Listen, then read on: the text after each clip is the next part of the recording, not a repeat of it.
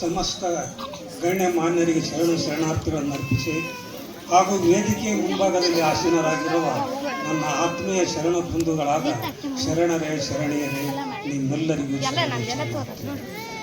ಇಂದು ಮಾತಾ ಮಹಾದೇವಿಯವರ ವಿರಚಿತವಾದ ಪ್ರಾರ್ಥನೆ ಎಂಬ ಬಗ್ಗೆ ನನ್ನ ಎರಡು ಮಾತುಗಳನ್ನು ಪ್ರಾರಂಭಿಸುತ್ತೇನೆ. ಪ್ರಾರ್ಥನೆ ಧರ್ಮದ ಜೀವ. ಪ್ರಾರ್ಥನೆ ಅಂದರೆ ಬೇಡುವುದು ಯಾರನ್ನು?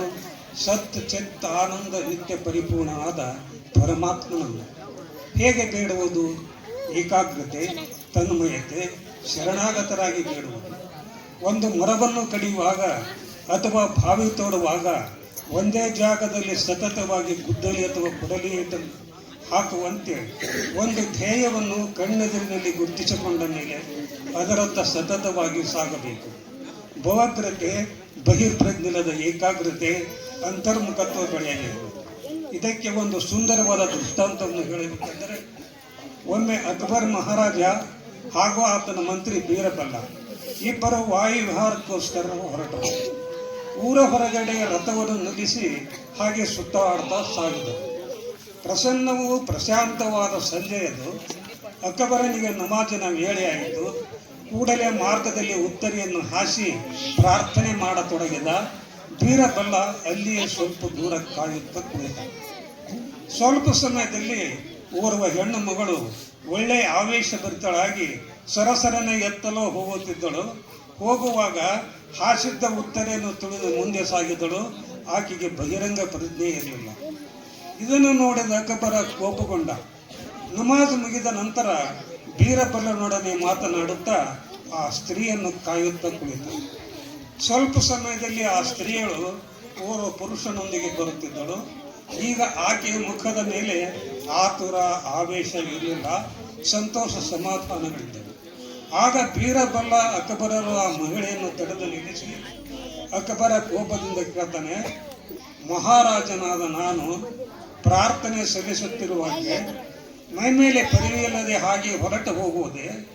ಹೋಗುವಾಗ ನಾನು ಹಾಸಿದ್ದ ಉತ್ತರೆಯನ್ನು ತುಳಿದು ಮುಂದೆ ಸಾಗಿದೆಯಲ್ಲ, ಇಷ್ಟೊಂದು ಉದ್ದಟತನವೇ ನಿನ್ನಲ್ಲಿ ಎಂದ. ಆ ಸ್ತ್ರೀ ಗಾಬರಿಗೊಂಡು, ನಾನು ನೋಡಲಿಲ್ಲ ಮಹಾಪ್ರಭು, ನನ್ನ ತಪ್ಪನ್ನು ಮನ್ನಿಸಬೇಕು ಅಂತ ವಿನಂತಿಸಿಕೊಂಡು ಪುನಃ ಸಾವರಿಸಿಕೊಂಡು ಹೇಳಿದಳು, ಮಹಾರಾಜ, ಬಹಳ ವರ್ಷಗಳ ಹಿಂದೆ ದೇಶಾಂತರ ಹೋದ ನನ್ನ ಗಂಡನ ಬರುವಿಕೆಯನ್ನು ತಿಳಿದು ಹರ್ಷಾತಿರೇಕದಿಂದ ಅವರನ್ನು ಎದುರುಗೊಳ್ಳಲು ಹೊರಟಿದ್ದ ನನಗೆ ನೀವು ಕಾಣಲಿಲ್ಲ. ಆದರೆ ಜಗದಾದಿ ದೇವನನ್ನು ತನ್ಮಯತೆಯಿಂದ ಪ್ರಾರ್ಥಿಸುತ್ತಿದ್ದ ನಿಮಗೆ ನಾನು ಕಂಡುದಾದರೆ ಹೇಗೆ? ಇದನ್ನು ನೋಡಿದರೆ ನಿಮ್ಮ ಚಿತ್ತ ಆ ದೇವನಲ್ಲಿ ತಲ್ಲೀನವಾಗಿರದೆ ಹೊರಗಿನ ಚಟವಟಿಕೆಯನ್ನೇ ಗಮನಿಸುತ್ತದೆ ಅಂದಳಂತೆ. ಅಕ್ಬರ ಈ ಪ್ರಶ್ನೆಯನ್ನು ಕೇಳಿದ್ದಂಗಾದ. ಇಂಥ ಭಕ್ತಿಯನ್ನೇ ಅಣ್ಣ ಬಸವಣ್ಣವರು ಒಂದು ವಚನದಲ್ಲಿ ಹೇಳ್ತಾರೆ, ನಾದ ಪ್ರಿಯ ಶಿವನೆಂಬುವರು ನಾದ ಪ್ರಿಯ ಶಿವನಲ್ಲವಯ್ಯ, ವೇದ ಪ್ರಿಯ ಶಿವನೆಂಬುವರು ವೇದ ಪ್ರಿಯ ಶಿವನಲ್ಲವಯ್ಯ, ಭಕ್ತ ಪ್ರಿಯ ನಮ್ಮ ಕೂಡಲ ಸಂಗಮ ದೇವ ಅಂತ. ಶಿವನು ನಾದಪ್ರಿಯನೂ ಅಲ್ಲ. ನಾದಪ್ರಿಯನೇ ಆಗಿದ್ದರೆ ಸುಮಧುರ ಕಂಠದಿಂದ ಭಾವಮಧುರವಾಗಿ ಹಾಡ್ತಕ್ಕಂಥ ಗಾಯಕರಿಗೆ ಶಿವನುಲಿಯಬೇಕಿತ್ತು. ಸುಮಧುರ ಕಂಠದಿಂದ ಕೂಗತಕ್ಕಂಥ ಕೋಗಿಲಿ ಅಂತ ಪಕ್ಷಿಗೆ ಶಿವನುಲಿಯಬೇಕಿತ್ತು. ಶಿವನು ನಾದಪ್ರಿಯನೂ ಅಲ್ಲ, ಇನ್ನು ವೇದ ಪ್ರಿಯನೂ ಅಲ್ಲ. ವೇದ ಪ್ರಿಯನಾಗಿದ್ದರೆ ವೇದಾಗಮಗಳ ಪಂಡಿತರಿಗೆ, ಪುರಾಣಿಕರಿಗೆ, ಪ್ರವಚನಕಾರರಿಗೆ ದೇವನುಲಿಯಬೇಕಿತ್ತು. ಇದುವರೆಗಿನ ಜಗತ್ತಿನ ಧಾರ್ಮಿಕ ಇತಿಹಾಸದಲ್ಲಿ ದೇವನೊಲಿತಿರುವುದು ಕೇವಲ ಗಾಯಕರಿಗಲ್ಲ, ವೇದಾಗಮನಗಳ ಪಂಡಿತರಿಗಲ್ಲ, ಪುರಾಣಿಕರಿಗಲ್ಲ, ಪ್ರವಚನಕಾರರಿಗಲ್ಲ, ದಿನನಿತ್ಯ ಪೂಜೆ ಮಾಡತಕ್ಕಂಥ ಪೂಜಾರಿಗಲ್ಲ, ಭಕ್ತಿ ಭಾವಿಗಳಿಗೆ. ಭಕ್ತಿ ಭಾವಿಗಳಾದಂಥ ಬೇಡರ ಕಣ್ಣಪ್ಪ, ಮಾದರ ಚೆನ್ನಯ್ಯನಂತವರು ಕೇವಲ ಭಕ್ತಿ ಎಂಬ ಭಾವಶಸ್ತ್ರದಿಂದ ಭಗವಂತನನ್ನು ಗೆದ್ದರು. ಅಂತೆ ಅಣ್ಣ ಬಸವಣ್ಣವರು ತಮ್ಮ ಇನ್ನೊಂದು ವಚನದಲ್ಲಿ ಹೇಳ್ತಾರೆ, ನರಕೂರಂಬಿನ ಲೆಚ್ಚ ಆವಂಗೊಲಿದಯ್ಯ, ಅರಳಂಬಿನ ಲೆಚ್ಚ ಕಾಮನ ಉರುಹಿದಯ್ಯ, ಇರುಳು ಹಗಲನ್ನದೇ ಪ್ರಾಣಘಾತವ ಮಾಡಿದ ಬೇಡನನ್ನು ಕೈಲಾಸ ಕೊಯ್ದಯ್ಯ, ಎನ್ನನ್ನೇತ ಕೊಲ್ಲಿ ಕೂಡಲ ಸಂಗಮ ದೇವ. ದೇವ, ನಿನ್ನ ನಡೆಯೇ ಬಹಳ ವಿಚಿತ್ರವಾದಿದೆ, ನನಗೊಂದು ತೋರಲು. ಅರ್ಜುನನು ಚೂಪಾದ ಬಾಣವನ್ನು ಬಿಟ್ಟ, ಪಶುಪತಿ ಆತನಿಗೆ ಒಲಿದು ಪಾಶುಪತಾಸ್ತ್ರವನ್ನೇ ಕೊಟ್ಟ. ಅದೇ ಹೂವಿನ ಬಾಣವನ್ನು ಬಿಟ್ಟ ಕಾಮನನ್ನು ನಿರ್ದಾಕ್ಷಿಣ್ಯವಾಗಿ ಸುಟ್ಟು ಬಿಟ್ಟ. ಮಲ್ಲಿಗೆ, ಸಂಪಿಗೆ, ಜಾಜಿ, ಸೇವಂತಿಗೆ ಮುಂತಾದ ತರತರದ ಹೂಗಳಿಂದ ಪೂಜಿಸಿ ಪಂಚಪಕ್ವಾನ್ನಗಳನ್ನು ಎಡೆ ಮಾಡಿದ ಪೂಜಾರಿ ಬಲಿಯದೆ ಮೂಢ ಭಕ್ತಿಯಿಂದ ಮೊಲದ ಮಾಂಸವನ್ನು ತಂದು ಎಡೆ ಮಾಡಿದ ಬೇಡರ ಕಣ್ಣಪ್ಪನಿಗೆ ಭಗವಂತ ನೊಲಿದ ಅಂತ ಶ್ರುತಿಗಳು ಸಾರ್ತಾ ಇವಲ್ಲ. ಯಾಕೆ? ಇದಕ್ಕೆ ಕಾರಣ ಏನು? ದೇವನು ನಮ್ಮ ಸಂಪತ್ತಿಗೆ, ನಮ್ಮ ಅಂತಸ್ತಿಗೆ, ನಮ್ಮ ಆಡಂಬರಕ್ಕೆ ಒಲಿಯುವುದಿಲ್ಲ. ಕೇವಲ ಭಕ್ತಿ ಎಂಬ ಭಾವ ಸಂಪತ್ತಿ ಒಲಿಯುತ್ತದೆ. ಅಂತೆಯೇ ಭಕ್ತಿಯಿಂದಲೇ ಮುಕ್ತಿ, ಭಕ್ತಿಯಿಂದಲೇ ಶಕ್ತಿ, ಭಕ್ತಿ ವಿರಕ್ತಿ ಎಳೆದರೆ ಈ ಜಗದಲ್ಲಿ ಮುಕ್ತಿ ಇಲ್ಲೆಂದ ಸರ್ವಜ್ಞ. ಭಕ್ತಿಯಿಂದಲೇ ಮುಕ್ತಿ, ಅದುವೇ ನಿಜವಾದ ಶಕ್ತಿಯನ್ನು, ಆತ್ಮಬಲವನ್ನು ತಂದುಕೊಡುತ್ತದೆ.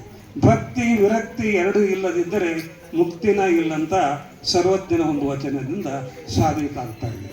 ಆದ್ದರಿಂದ ಅಣ್ಣ ಬಸವಣ್ಣನವರು ಭಕ್ತಿಯಿಂದ ತಮ್ಮ ಇನ್ನೊಂದು ವಚನದಲ್ಲಿ ಹೇಳ್ತಾರೆ, ಸಮುದ್ರದೊಳಗಣ ಶಿಂಪಿವಿನಂತೆ ಬಾಯಿ ಬಿಡುತ್ತಲಿದ್ದೇನಯ್ಯ, ನೀವಿಲ್ಲದೆ ಮತ್ತಾರು ಎನ್ನುವರಿಲ್ಲ ನೋಡಯ್ಯ.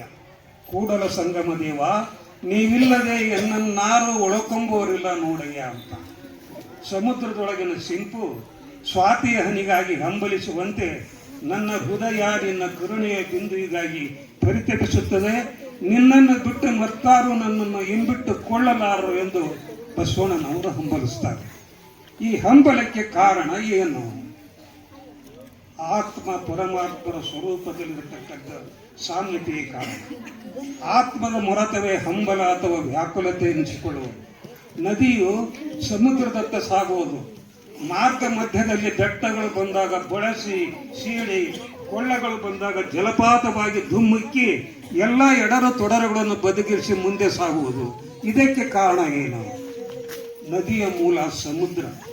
ಸಮುದ್ರದ ನೀರು ಆವಿಯಾಗಿ ಮೇಲೇರಿ ಮೋಡವಾಗಿ ಪುನಃ ತಂಪು ತಗುಲಿದಾಗ ಮಳೆ ಹನಿಯಾಗಿ ನೆಲಕ್ಕೆ ಬೀಳುವುದು.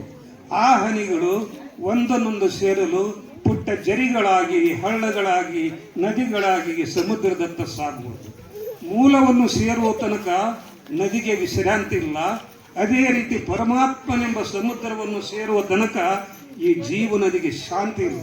ಹಾಗೆ ಪರಮಾತ್ಮ ಎಂಬುದನ್ನು ಸೇರಲು ಈ ಜೀವವು ಮೊರೆಯಿಡುವುದೇ ಪ್ರಾರ್ಥನೆ. ಇಂಥ ಪ್ರಾರ್ಥನೆಯಲ್ಲಿ ಪಾಲ್ಗೊಂಡು ಈ ಮಾನವ ಜೀವನವನ್ನು ಪಾವನ ಮಾಡಿಕೊಳ್ಳುವುದು ನಮ್ಮೆಲ್ಲರ ಆದ್ಯ ಕರ್ತವ್ಯ ಆಗಿದೆ ಅಂತ ಹೇಳಿ ನನ್ನ ಎರಡು ಮಾತುಗಳು